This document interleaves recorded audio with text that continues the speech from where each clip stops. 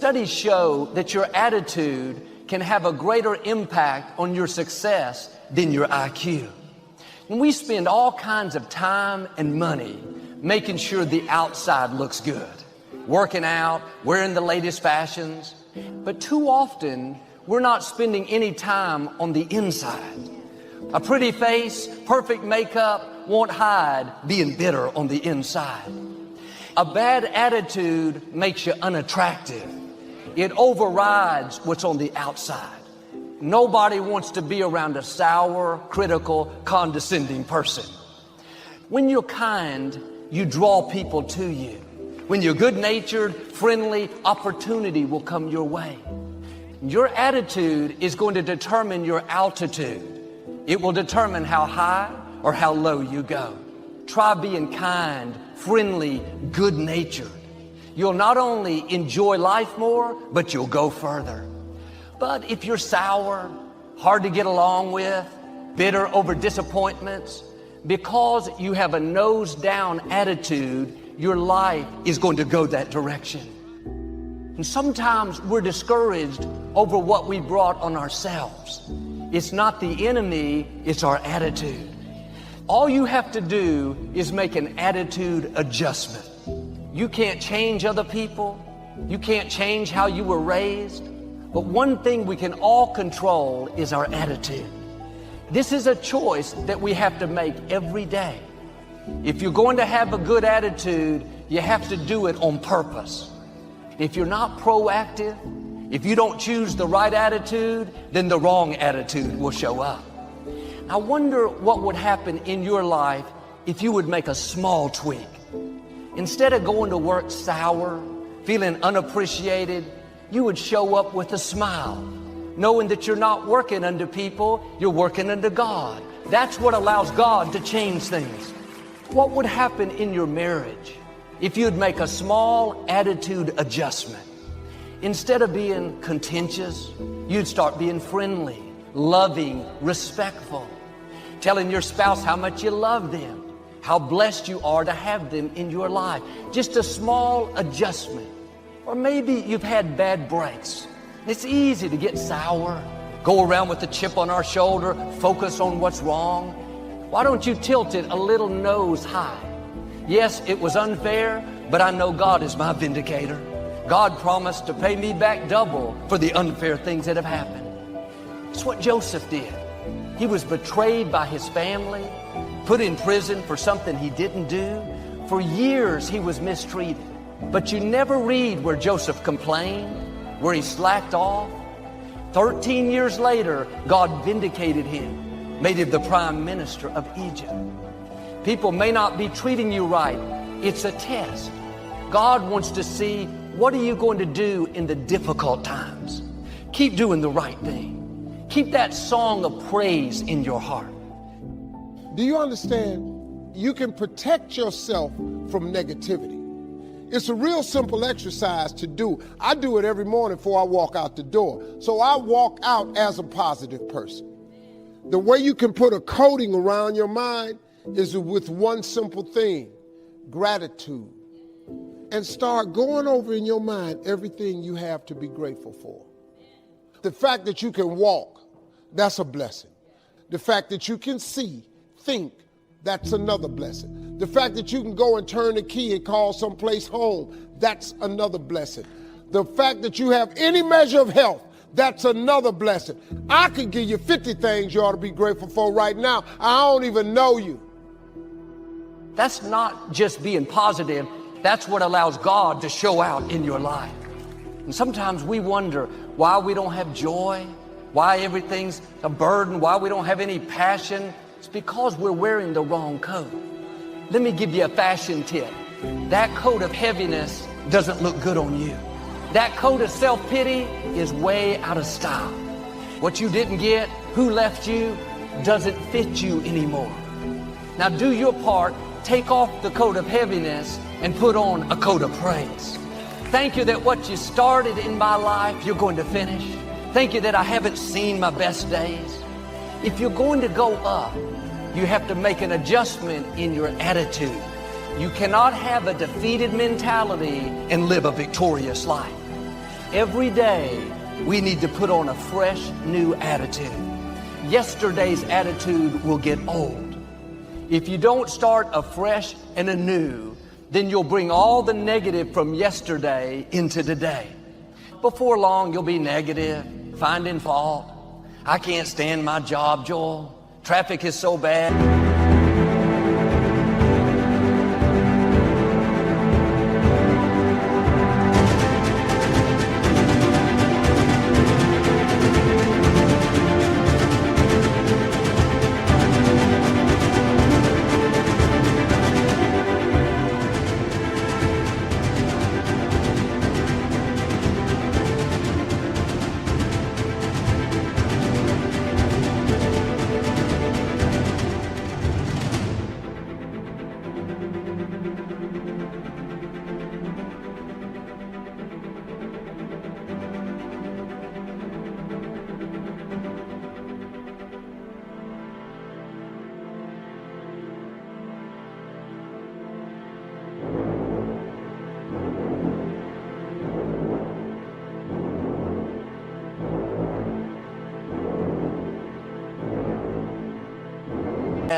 I'll never get well. You know what that is? An old attitude. They wonder why everything's a burden, why it's so heavy. It's their attitude. Every morning when you wake up, you need to say, Father, thank you for this day. Thank you that you surrounded me with favor. I'm grateful to be alive. I'm grateful for opportunities. Lord, I'm going to live this day to the full. You let go of yesterday's disappointments. You get your mind going in the right direction. I'm going to see the good today. I'm going to stay in faith and enjoy this day. Imagine if you wore the same clothes for 30 years.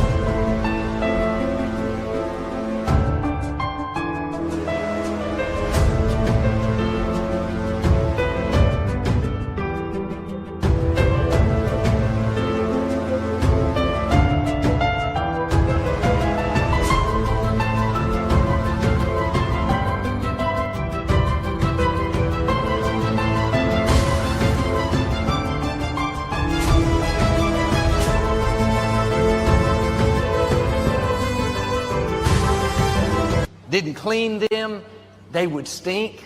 Nobody'd want to be around you. That's what an old attitude does. A sour attitude will keep you from being promoted. A stinking attitude will stop dreams from coming to pass. A bad attitude will follow you around. You can change jobs, think other people are the problem, but sometimes we have to look inside and see if we're the problem. What direction is your attitude taking you? Or do you need to make an adjustment? Don't wait till it's too late. Make the changes now. Get rid of anything you know that's holding you back. That old attitude doesn't smell good. This couple moved into a new neighborhood. And one morning while they were eating breakfast, the lady looked out the window and saw her neighbor hanging the wash on the line to dry. The wash was so dirty and so dingy. She said to her husband, "That neighbor doesn't know how to wash." Week after week, she looked out this window and made the same comments about how dirty the laundry was. One morning, she looked out.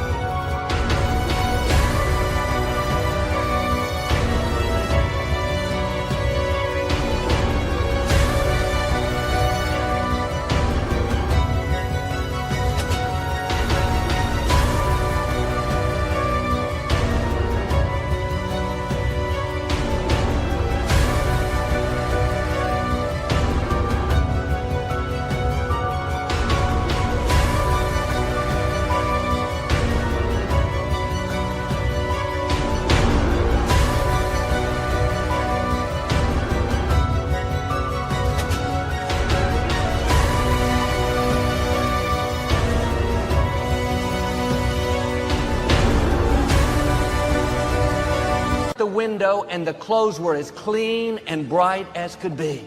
She called her husband in, said, "Look, she finally learned how to wash. I wonder what happened." The husband said, "Honey, I got up early this morning and cleaned our windows."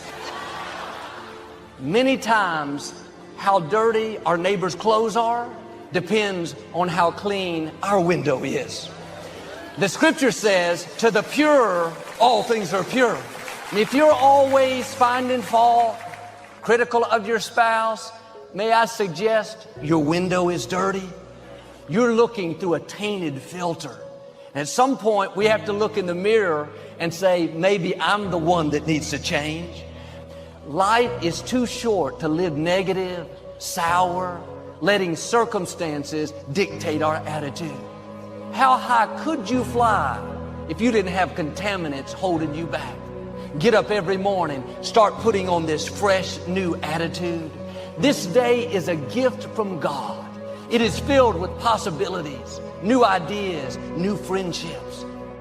Let's make a list of the diseases of attitude that can wreck all your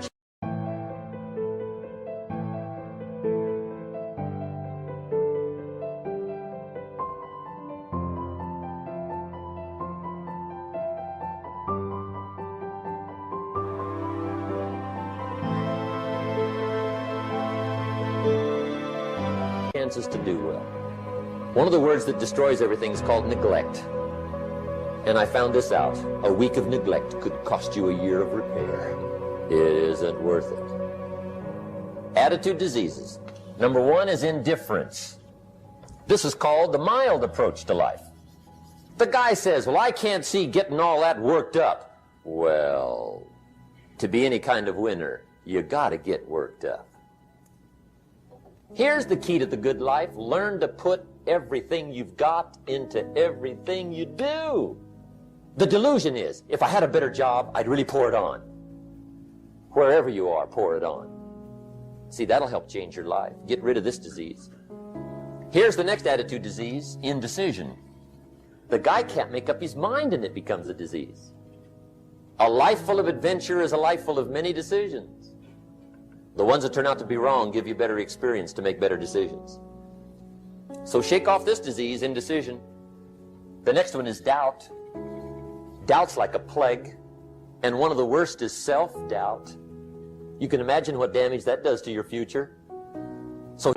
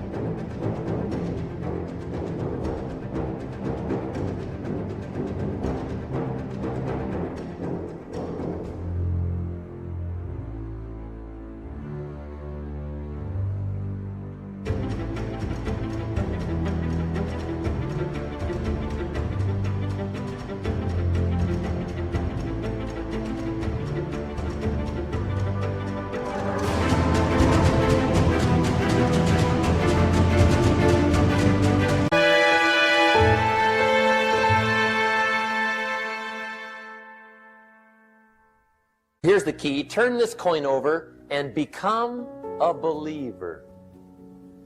Now, if those three don't get you, this one will. Worry. I know how bad this one is. I used to have it bad. But I'll tell you what. My advice to you is do what I finally did. Give it up. I'm not saying it's easy. I'm saying it's worth it. And I discovered you could live the most incredible life free of worry. Not free of challenge, free of worry. Here's the next attitude disease, overcaution. This is called the timid approach to life. I used to say, what if this happens? Then I'll tell you what changed my whole life when I finally discovered it's all risky. Getting married is risky. Going into business is risky. Investing your money is risky. It's all risky. I'll tell you how risky life is. You're not going to get out alive. Don't ask for security. Ask for adventure. And see, it's not important how long you live. What's important is how you live. Step 1, wake up early, gonna rise with the sun. Step 2, get some food in you. Step 3, think real hard about what you wanna be. Step 4, everybody just do your thing. Wake up, today's gonna be a good day. Wake up, today's gonna be a good day. Wake up, today's gonna be a good day. Wake up, today's gonna be a good day. Wake up, today's gonna be a good day. Wake up, today's gonna be a good day. Wake up, today's gonna be a good day. Wake up, today's gonna be a good day. Yo, set your affirmations, aspirations. I got shit to do, the aftermath of preparation. Good food, good mood, blood in circulation. One step at a time, yeah, that's how you make it. Set a goal you control and the steps you take them. I try to pick one thought, have some concentration. And if I make a mistake, it's called education. I try to do this every day, call it replication. Wake up, today's gonna be a good day. Wake up, today's gonna be a good day. Wake up, today's gonna be a good day. Wake up, today's gonna be a good day. Wake up, today's gonna be a good day. Wake up, today's gonna be a good day. Wake up, today's gonna be a good day. Wake up, today's gonna be a good day. So life ain't easy, yo, I think there's a reason, though. Ups and downs, just like every different season, yo. Sometimes I'm high, other times I'm barely breathing, though. I always gotta fight and hide from the demons, yo. Negative thoughts are poison, they rot. Head full of flies, so here come the clouds. They'll never stop unless I can swap all the bad for the good in my head when I'm lost. Yeah, so I'ma fake it till I make it. Positive thoughts are overtaken, I got patience, one day at a time.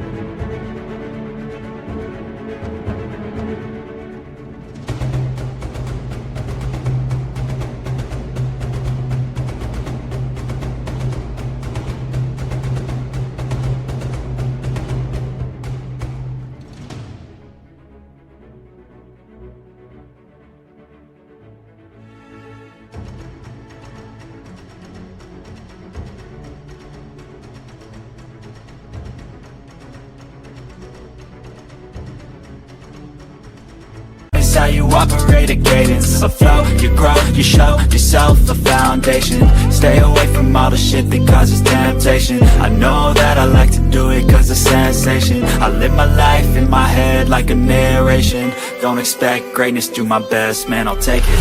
Wake up, today's gonna be a good day. Wake up, today's gonna be a good day. Wake up, today's gonna be a good day. Wake up, today's gonna be a good day. Wake up, today's gonna be a good day. Wake up, today's gonna be a good day. Wake up, today's gonna be a good day. Wake up, today's gonna be a good day. Wake up early, gonna rise with the sun. Step 2, get some food in you. Step 3, think real hard about what you wanna be. Step 4, everybody just do your thing.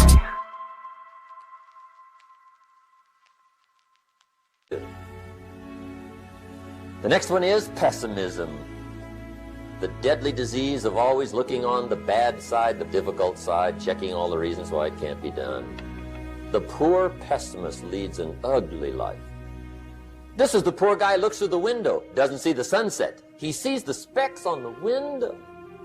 Our lives are mostly affected by the way we think things are, not the way they are. As you think, so you become.